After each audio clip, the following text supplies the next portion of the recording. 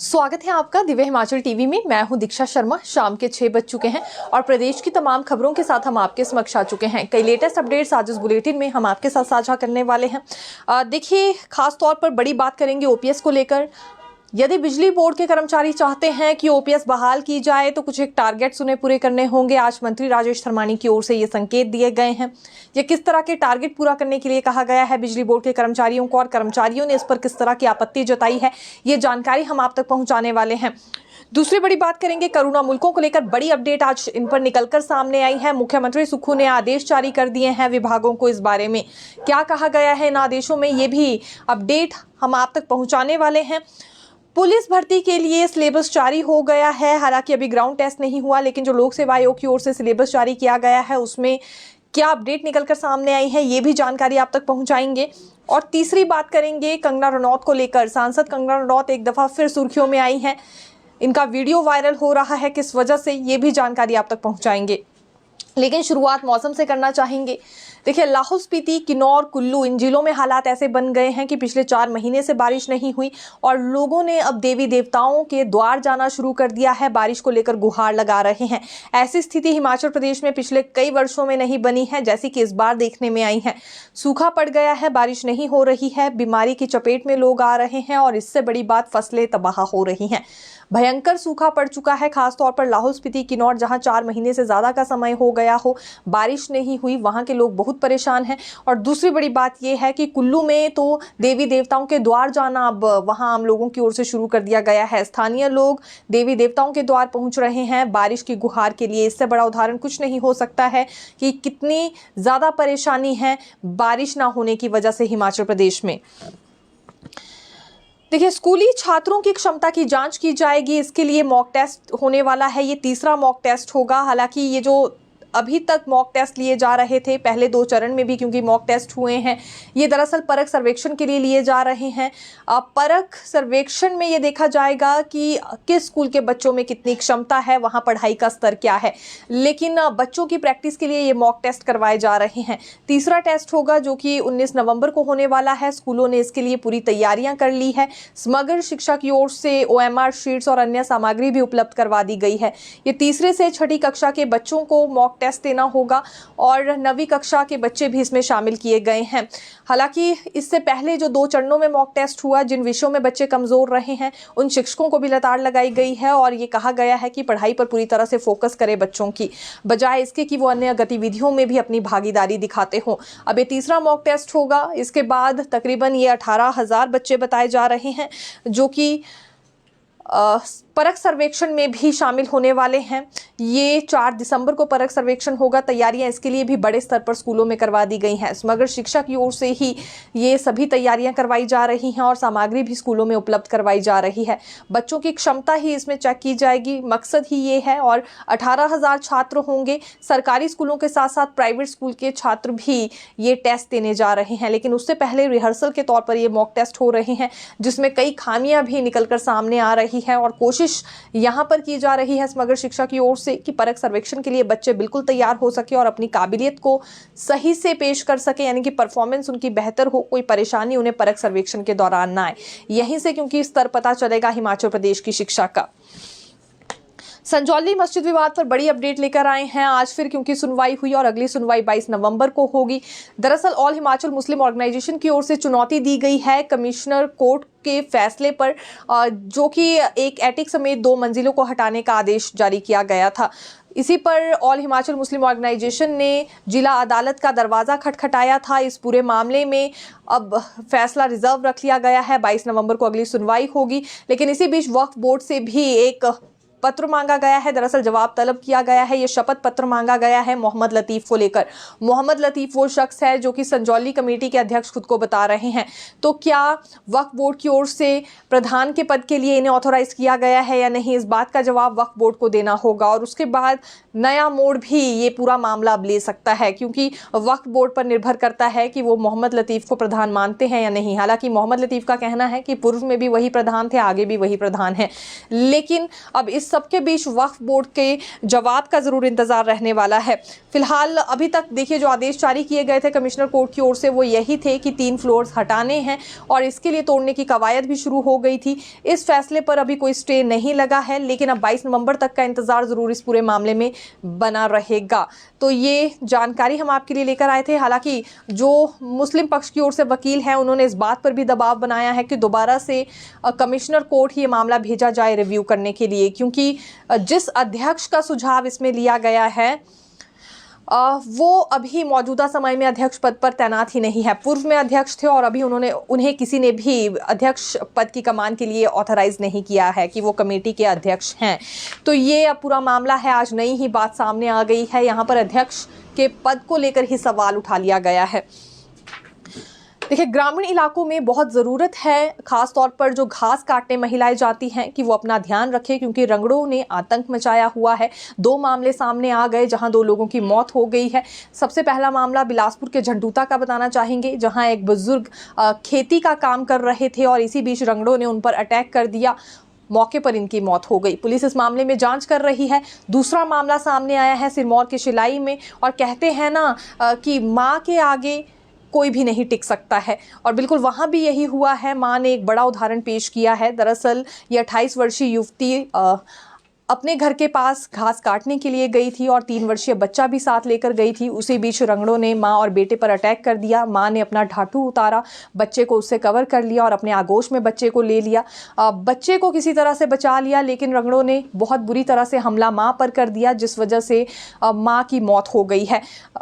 इस युवती की ओर से जब चीख पुकार की गई तो चीख पुकार सुनकर वहां कई ग्रामीण पहुंचे, शिलाई अस्पताल पहुंचाया गया। इसके बाद हायर सेंटर भी उपचार के लिए महिला को ले जाया गया, लेकिन ये पहले ही अपना दम तोड़ चुकी थी। 3 वर्षीय बच्चा रह गया है और बच्चे के पिता मजदूरी का काम यहाँ शहर में करते हैं।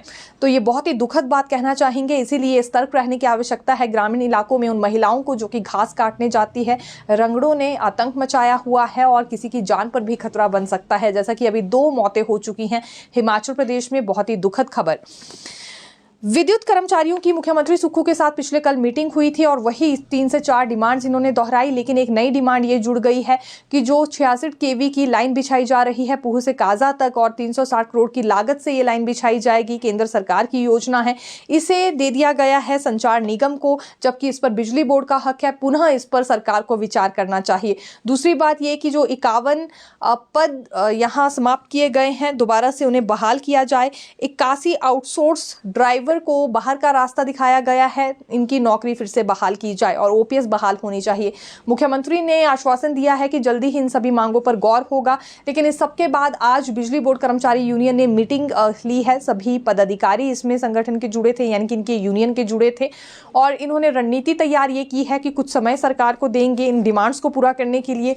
लेकिन एक मुख्य मांग अब ये भी बन गई है कि जो संचार निगम को 66 केवी की लाइन दे दी गई है, ये उचित नहीं है। जल्दी ही अगर बिजली बोर्ड के हवाले नहीं की गई फिर से, तो इस पर ये जरूर आंदोलन को लेकर रणनीति तैयार कर सकते हैं।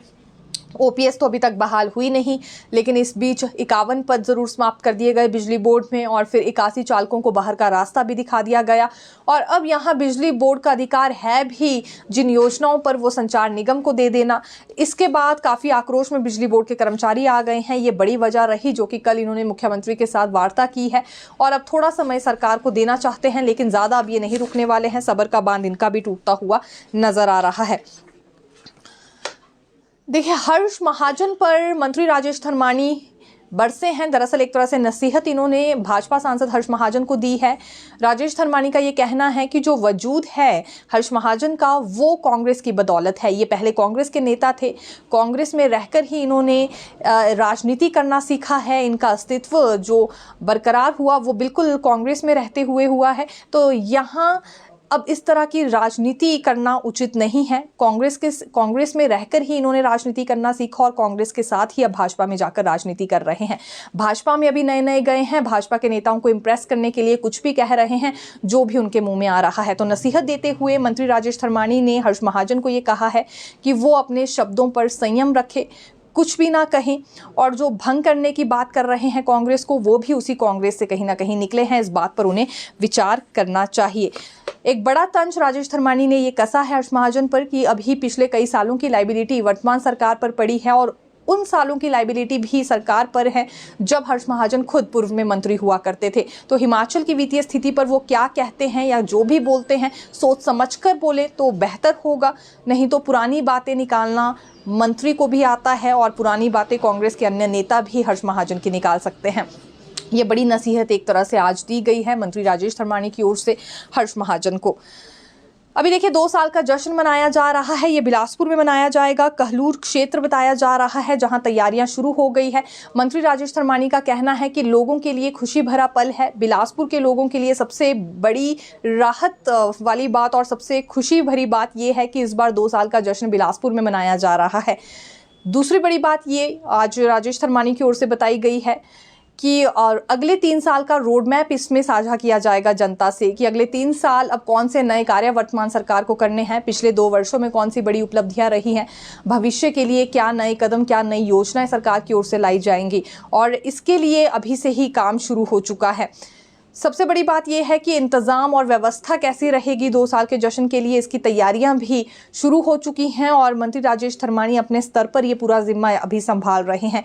हालांकि पूर्व में जो मंत्री रह चुके हैं रामलाल ठाकुर या पूर्व विधायक बंबर ठाकुर हैं, कांग्रेस नेता विवेक कुमार हैं, इन्हें भी ये जिम्मा सौंपा गया है और आश्वासन इन्होंने दिया है मुख्यमंत्री को कि इस बारी बिलासपुर में जो 2 साल का जश्न मनाया जाएगा वो पूरी तरह से ऐतिहासिक रहने वाला है। मुख्यमंत्री इस बात को लेकर बेफिक्र रहें। लेकिन ये तभी पता चल पाएगा कि जश्न किस तरह से मनाया जाता है, और ये कहलूर क्षेत्र में 11 दिसंबर को 2 साल का कार्यक्रम मनाया जा रहा है। हालांकि पिछले कल हमने जानकारी दी थी, लेकिन आज मंत्री का ये कहना था कि अगले 3 साल का रोड मैप भी इसमें साझा किया जाएगा लोगों के साथ, यानी कि पूरे हिमाचल वासियों के साथ साझा करने वाले हैं उस मन से मुख्यमंत्री ये रोड मैप कि अगले 3 सालों में क्या बड़े कदम सरकार की ओर से उठाए जाएंगे। सांसद कंगना रनौत एक दफा फिर वायरल हो गई हैं, ये सुर्खियों में बनी रहती हैं। आज इन्होंने फिर कुछ ऐसा ही कर दिखा दिया। महाराष्ट्र में गई थी प्रचार प्रसार के लिए। अभी देखिए वहां पर 20 नवंबर को वोटिंग होनी है, ये आखिरी चरण चल रहा है प्रचार प्रसार का भी। लेकिन भाजपा के जिस उम्मीदवार के लिए ये प्रचार प्रसार करने के लिए गई, उसी उम्मीदवार को नहीं जानती थी और उसके सामने ही पूछ लिया कि आखिरकार ये शख्स कौन है। जिस वक्त रोड शो का अभिवादन इनकी ओर से किया जा रहा था, एक महिला कार्यकर्ता से कंगना रनौत ने पूछ लिया कि ये जो बगल में शख्स खड़े हैं कौन हैं, और फिर उन्हीं शख्स की ओर से जानकारी दी गई कि मैं ही भाजपा का उम्मीदवार हूं और मेरे ही पक्ष में आप यहां प्रचार प्रसार करने के लिए आई हैं। और अब इस बात को लेकर विपक्ष को मौका मिल गया है, यानी कि वहां कांग्रेस को मौका मिल गया है। हालांकि गूंज तो इसकी हिमाचल तक भी है और अन्य राज्यों में भी कांग्रेस नेताओं की ओर से कुछ सोशल मीडिया पोस्ट साझा किए जा रहे हैं जिसमें कंगना रनौत को ट्रोल किया जा रहा है। पहली मर्तबा ऐसा नहीं हुआ है जब इस तरह की वीडियो कंगना की वायरल हुई हो, पहले भी ऐसे ही सुर्खियों में बनी रही हैं। लेकिन आज फिर से इन्होंने एक ऐसी ही बात को अंजाम दे दिया और इतने लोगों के सामने पूछ लिया कि ये शख्स कौन है जो कि बगल में खड़े हैं, और उसी शख्स के लिए वो रोड शो कर रही थी, उसी के लिए प्रचार प्रसार करने के लिए पहुंची थी।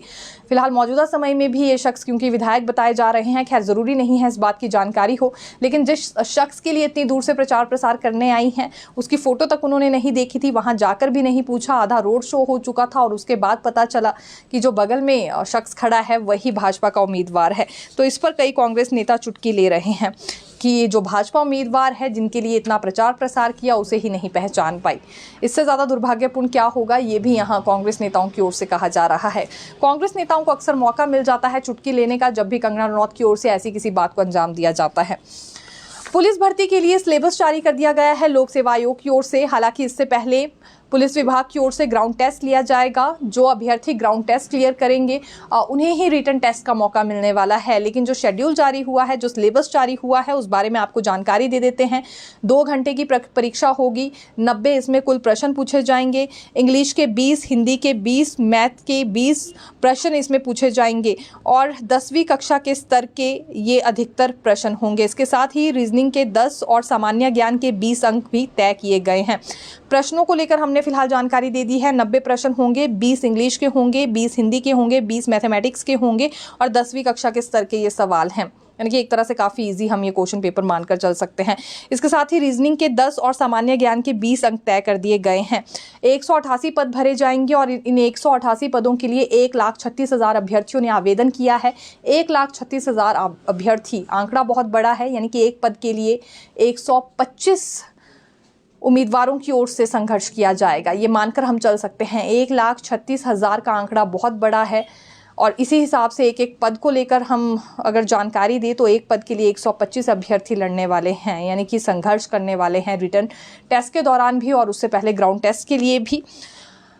प्रक्रिया इस बार बदल दी गई है। पहले रेंज वाइज देखिए यहाँ पर ये भर्ती प्रक्रिया हुआ करती थी और जिला के आधार पर कोटा भी दिया जाता था, लेकिन बदलाव किया गया दो वजह से। एक तो सरकार चाहती थी कि स्टेट कैडर वाली प्रक्रिया से ही ये भर्ती हो, और दूसरी बात ये कि पेपर लीक होने का मामला क्योंकि पुलिस भर्ती में भी सामने आया था तो कोई गड़बड़ी ना रहे, इसलिए स्टेट कैडर वाली प्रक्रिया इसमें अपनाई गई है। लोक सेवा आयोग को इस बार जिम्मा दिया गया है। हालांकि ये भी पहली मर्तबा है जब लोक सेवा आयोग की ओर से परीक्षा कंडक्ट करवाई जा रही है पुलिस भर्ती के लिए, और ग्राउंड टेस्ट इसमें पुलिस विभाग की ओर से ही करवाया जाएगा। कोरोना मुल्कों पर बड़ी अपडेट है। आज मुख्यमंत्री सुक्खू की ओर से उच्च स्तरीय बैठक ली गई और अधिकारियों को निर्देश जारी किए गए हैं कि विभागों में जितने भी आवेदन आए हैं उन्हें राज्य सरकार तक पहुंचाया जाए। विभिन्न विभागों में सैकड़ों हजारों के हिसाब से आवेदन पड़े हैं, अब उन्हें राज्य सरकार तक पहुंचाना होगा। हर आवेदन देखेगी सरकार, उसमें रिक्वेस्ट लेटर किस तरह का है, सभी पहलुओं को ध्यान में रखते हुए फिर करुणामूलक नीति बनाई जाएगी।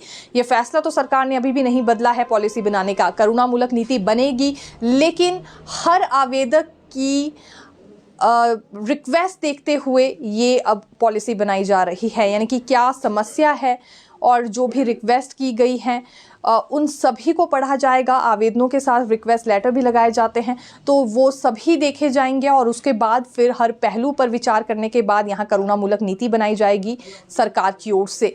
यानी कि पहले आवेदन आएंगे, फिर आवेदन देखे जाएंगे और किस हिसाब से करुणामूलक पॉलिसी होनी चाहिए जिससे सभी करुणामूलक आश्रितों को लाभ मिल सके, ये सरकार की ओर से अब यहाँ रास्ता अपनाया जा रहा है। हालांकि कितना ज़्यादा कारीगर साबित होता है ये हमें देखना होगा, लेकिन एक तरह से शुरुआत तो हुई है और करुणामूलक संघ ने आभार सरकार का व्यक्त किया है कि पहली मर्तबा ऐसी स्थिति आई है जब करुणा मुल्कों के लिए ऐसी पॉलिसी बनाई जा रही हो जिसमें हर करुणा मुल्क की समस्या का ध्यान रखा जाएगा। अभी आवेदन मंगवाए गए हैं, न जाने कितना समय इन आवेदनों को देखने में लग जाएगा और उसके बाद फिर तय होगा। 3,200 के करीब करुणा मुल्क है जो कि न जाने कितने वर्षों से इंतजार कर रहे हैं, नौकरी हासिल करने का परेशान हो रहे हैं। कुछ महिलाएं हैं जिन्हें अपने बच्चों को पालना काफ़ी ज़्यादा मुश्किल हो गया है, तो कुछ घर के बेटे हैं जिन्हें अपना घर परिवार चलाना काफ़ी ज़्यादा मुश्किल हो गया है। तो करुणामूलक आश्रित हैं और नौकरी की राह देख रहे हैं, लेकिन अब पॉलिसी तक का इंतज़ार करना होगा और पॉलिसी बनानी है तो उससे पहले आवेदन देखे जाएंगे जो कि विभागों से मंगवा लिए गए हैं। ओपीएस के लिए टारगेट पूरे करने होंगे बिजली बोर्ड के कर्मचारियों को। बिजली बोर्ड के कर्मचारियों का कहना है कि किसी और बोर्ड, निगम या फिर विभाग में तो ये नहीं कहा गया कर्मचारियों को कि ओपीएस बहाल करनी है तो टारगेट पूरे किए जाए, तो बिजली बोर्ड के कर्मचारियों को ही ये अब टारगेट पूरा करने के लिए क्यों कहा गया है। लेकिन आज मंत्री राजेश धर्मानी ने स्पष्ट तौर पर कह दिया है कि ओपीएस बहाल होगी बिजली बोर्ड में, लेकिन इन्हें कुछ टारगेट पूरे करने होंगे और उसमें सबसे बड़ा टारगेट ये है कि बिजली बोर्ड अभी घाटे में चल रहा है, घाटे से इसे उभारना है, वित्तीय स्थिति ठीक करनी है, उसके बाद ओपीएस बहाल की जाएगी।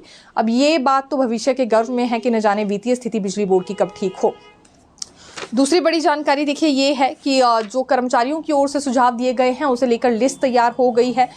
उस लिस्ट पर भी गौर किया जाएगा, क्या सुझाव अपनाए जा सकते हैं बिजली बोर्ड को ठीक करने में। ये कुछ कदम उठाए जा रहे हैं, सुधारात्मक कदम है, ये मंत्री की ओर से दावा किया जा रहा है। लेकिन बिजली बोर्ड कर्मचारियों ने रणनीति तैयार कर ली है कि ओपीएस बहाली का अब ज़्यादा इंतजार नहीं करेंगे, टारगेट पूरा करने के लिए कहा गया है। अच्छी बात है, सहयोग बिजली बोर्ड के कर्मचारी करेंगे, लेकिन ओपीएस जल्द से जल्द इनके लिए बहाल की जाए, ये बात कही जा रही है।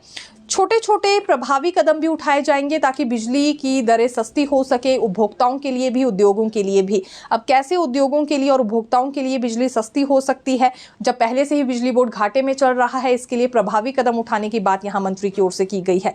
तो आज ये कुछ बड़ी जानकारियां हम आपके लिए लेकर आए थे। अंत में कांग्रेस प्रदेश अध्यक्ष प्रतिभा सिंह से जुड़ी जानकारी भी देंगे। ये दिल्ली गई हैं, हालांकि अगले कल स्वर्गीय इंदिरा गांधी की क्योंकि पुण्यतिथि है और इसी के चलते ये वहाँ पर पहुँची है, माफ़ी चाहेंगे, स्वर्गीय इंदिरा गांधी की जयंती है और इसी के चलते प्रतिभा सिंह वहाँ पर पहुँची है और यहाँ भी रिज मैदान पर बड़ा कार्यक्रम आयोजित होने वाला है जिसमें कल मुख्यमंत्री सुखविंदर सिंह सुक्खू जाएंगे।